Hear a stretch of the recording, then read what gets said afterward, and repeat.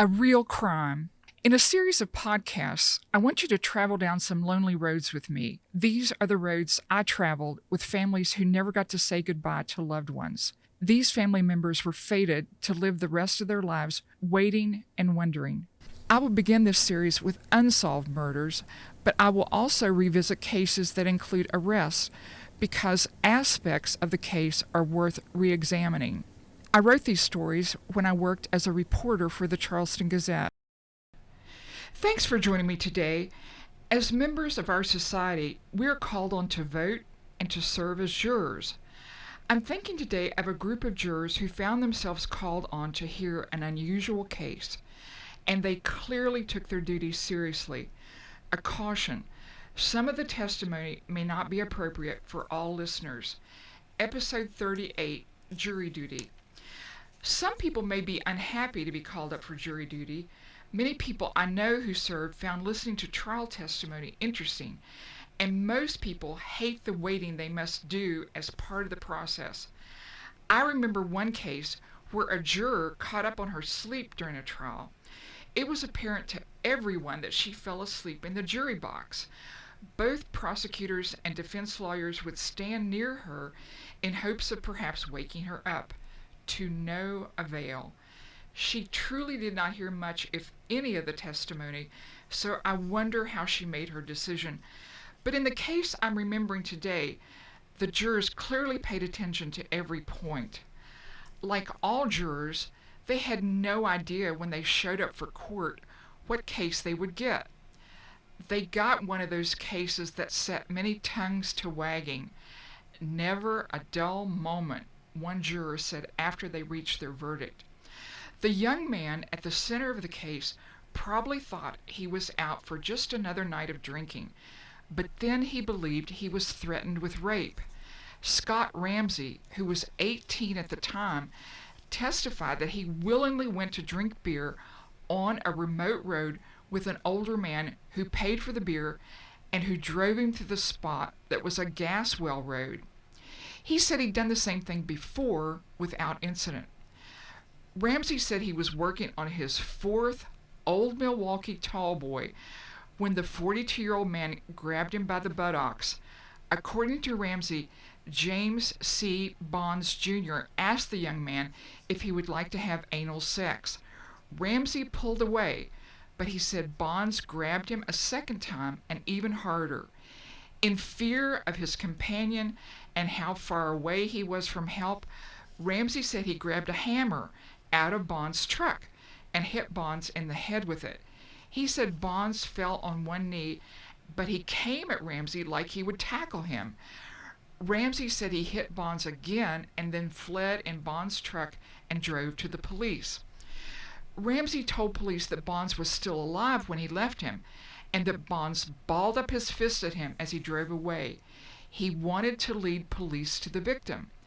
The area was so remote that they had to borrow a four-wheel drive vehicle to attempt to find the victim.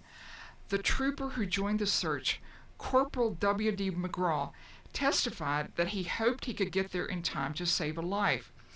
Lee Jones, who was a Gollybridge police officer at the time, was driving the four-wheel drive vehicle he borrowed. Besides the remote, heavily forested area, the men were in complete dark. When they finally got to the likely location, they got out and searched with flashlights. McGraw saw a pool of blood. Jones cried out, "My God, Bill, we're on top of him." The officers later explained that they could see Bonds lying under the exhaust area of the vehicle with his right leg caught under the frame. McGraw would testify that he never felt anything that could let them know they'd run over someone, but the vehicle also apparently dragged the body 30 to 32 feet. McGraw lifted the vehicle, and Jones and Ramsey slid Bonds out from under it. Later, police charged Ramsey with murder and malicious assault. As police investigated, they found in Bonds' truck an insurance settlement check for more than $90,000 Bonds collected the day he died. Containers of Vaseline, condoms, and pornographic magazines that featured male rape and bondage. The truck also contained cash and expensive jewelry, including a gold chain and a diamond ring. They also found a prescription for an AIDS drug made out for bonds, indicating he was being treated for AIDS. When the case came to trial and the state medical examiner testified, he said he found two different sets of injuries the victim suffered. The late Dr. Irwin Sofer said Bonds had 5 to 6 blows to the head that would in time have killed him. But the immediate cause of death came from the injuries he suffered after he was run over by the vehicle meant to rescue him.